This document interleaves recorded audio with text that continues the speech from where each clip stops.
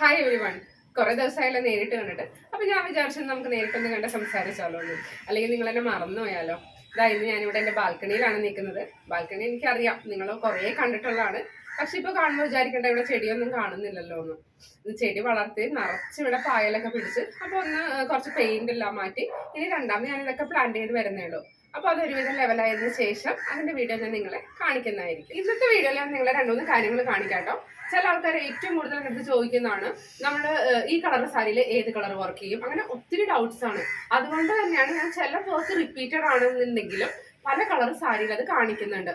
അപ്പോൾ pink colour സാരിയിൽ ഏത് ഫ്ലവേഴ്സ് ആയിരിക്കും നല്ലത്, അല്ലെങ്കിൽ ഫ്ലവർ ബഞ്ച് ആണോ നല്ലത്, വേറെ എന്തെങ്കിലും ഡിസൈൻ കൊടുക്കാൻ പറ്റുമോ, അങ്ങനെ ഒത്തിരി ഡൗട്ട്സ് ചോദിക്കുന്നുണ്ട്.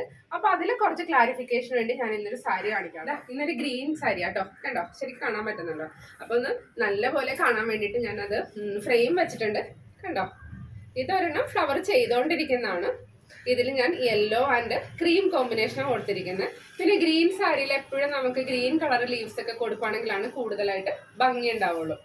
ഒരെണ്ണം വലുത് ഫിനിഷ് ചെയ്തത് കാണിച്ചു തരാം. ഈ സാരിയിൽ നമ്മൾ കാണുന്ന ഭാഗത്തൊക്കെ ആട്ടോ വർക്ക് ചെയ്തിരിക്കുന്നത്. ഇതാ കണ്ടോ, നല്ലപോലെ കാണാൻ പറ്റുന്നുണ്ടോ?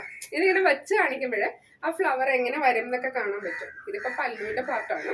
പിന്നെ നമുക്ക് ചെസ്റ്റ് പോർഷൻ വരുന്ന സ്ഥലത്തൊരു വലിയ ഫ്ലവർ ചെയ്തിട്ടുണ്ട്, അതും കൂടി കാണിക്കാം കേട്ടോ.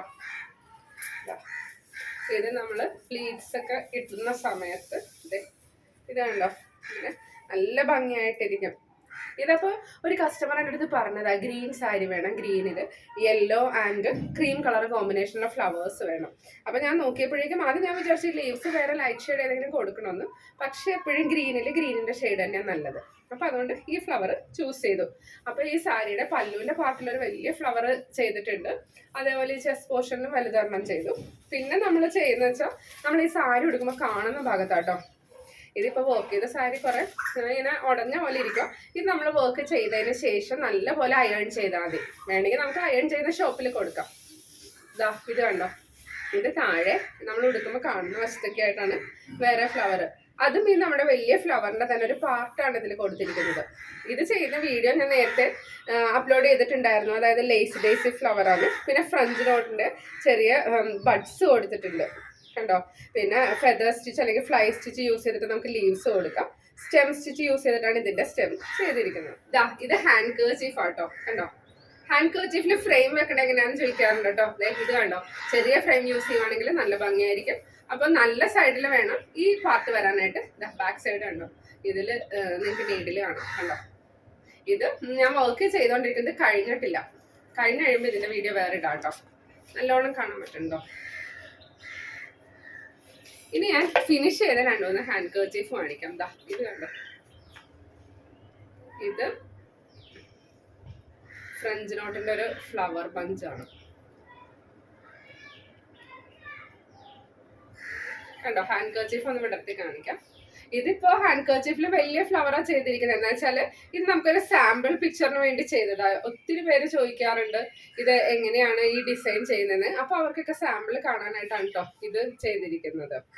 ഇനി നമുക്ക് വേറൊരു കളർ കാണാം, കണ്ടോ. ഇതെനിക്ക് ഏറ്റവും ഇഷ്ടപ്പെട്ട ഒരു ലാവൻഡർ ഷെയ്ഡാണ്. ഇതിൽ നല്ല ഭംഗിയുള്ള ഫ്ലവറിന്റെ ബഞ്ച് ചെയ്തിട്ടുണ്ട്, കണ്ടോ.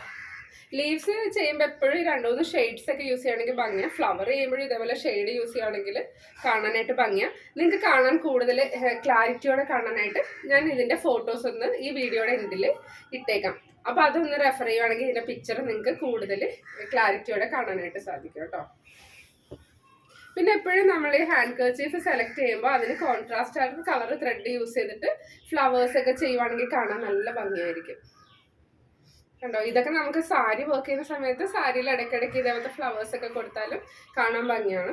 അപ്പോൾ ഈ കളർ കോമ്പിനേഷൻ ഓൾമോസ്റ്റ് മനസ്സിലാവാനായിട്ട് ഞാൻ പല കളർ ഹാൻഡ് കർച്ചീഫ് യൂസ് ചെയ്തിട്ടുണ്ട്. ഇപ്പൊ എല്ലാ ഷെയ്ഡ്സും എനിക്ക് തോന്നുന്ന എല്ലാം പേസ്റ്റൽ ഷെയ്ഡ്സ് ആണ് ഈ ഹാൻഡ് കർച്ചീഫ് വരുന്നത്, അതായത് ബേബി കളേഴ്സ് ഒക്കെ വരുന്നത്. അപ്പൊ അതിന്റെ എല്ലാ കളേഴ്സ് ഓൾമോസ്റ്റ് ചെയ്തിട്ടുണ്ട്. അതായത് എനിക്ക് ഒരുപാട് ഇഷ്ടപ്പെട്ടു കേട്ടോ. എനിക്ക് ബ്ലൂ പൊതുവേ ഭയങ്കര ഇഷ്ടമാണ് കാണാനായിട്ട്, കണ്ടോ. അതിൽ റെഡ്, ഓറഞ്ച് അങ്ങനെ ഷെയ്ഡ് കൊടുത്തിരിക്കുന്ന ലീവ്സ് ഞാൻ ഷെയ്ഡ് കൊടുത്തിട്ടുണ്ട് കേട്ടോ, കണ്ടോ.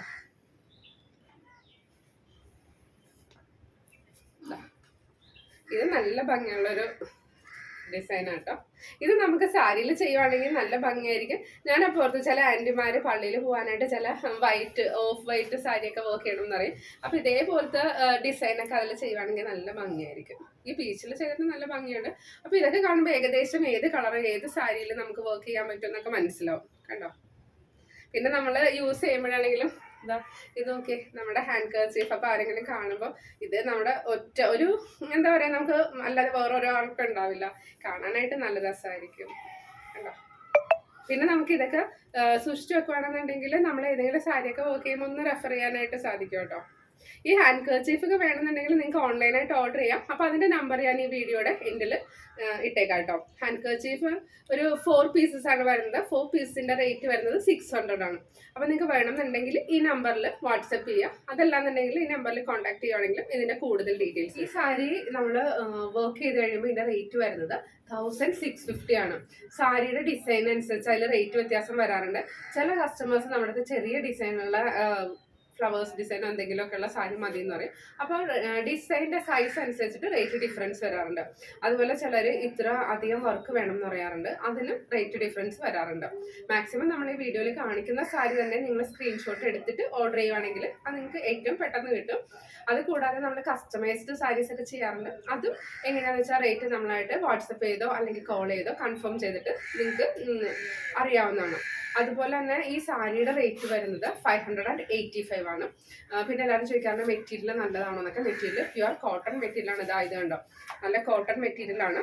ഞാൻ അതുപോലെ ഒരു വീഡിയോയിൽ കാണിച്ചിട്ടുണ്ടായിരുന്നു. ഞാനൊരു 3 years ആയിട്ട് യൂസ് ചെയ്ത് ചെയ്തുകൊണ്ടിരിക്കുന്ന ഒരു ചുരിദാർ.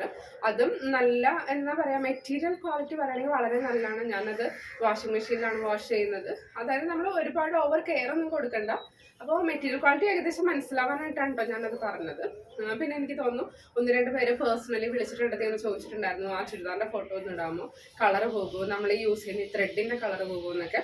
അപ്പോൾ ഒരു കാര്യം നിങ്ങൾ പ്രത്യേകം ശ്രദ്ധിക്കേണ്ടത്, ത്രെഡ് എപ്പോഴും യൂസ് ചെയ്യുമ്പോൾ ആങ്കറിൻ്റെ ത്രെഡ് തന്നെ യൂസ് ചെയ്യുക. അത് നമുക്ക് ഷോപ്സിൽ അവൈലബിൾ ആണ്.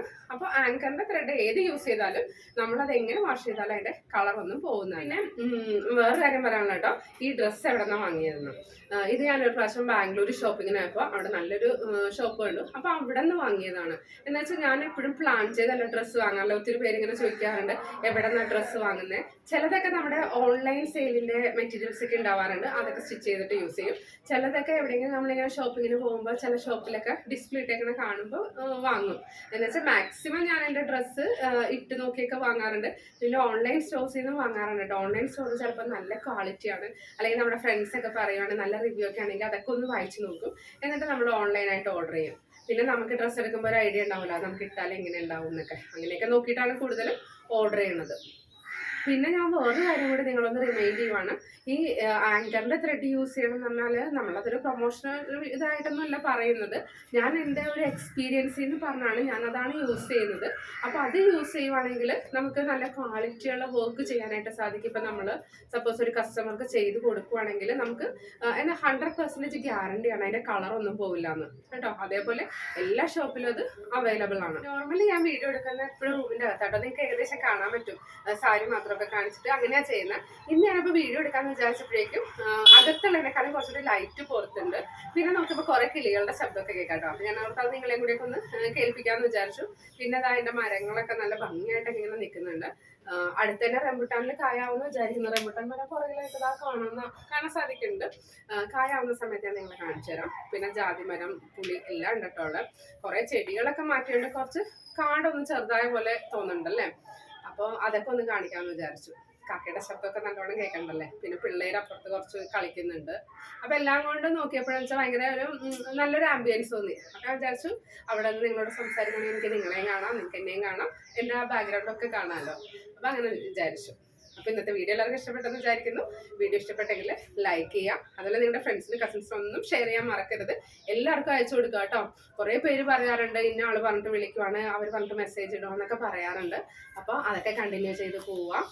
ഭയങ്കര സന്തോഷമാണ് നിങ്ങളുടെ മെസ്സേജസ് ഒക്കെ കാണുമ്പോഴേക്കും. നമുക്ക് അടുത്തന്നെ നല്ലൊരു വീഡിയോ ആയിട്ട് കാണാം. Thank you for watching. Will meet soon.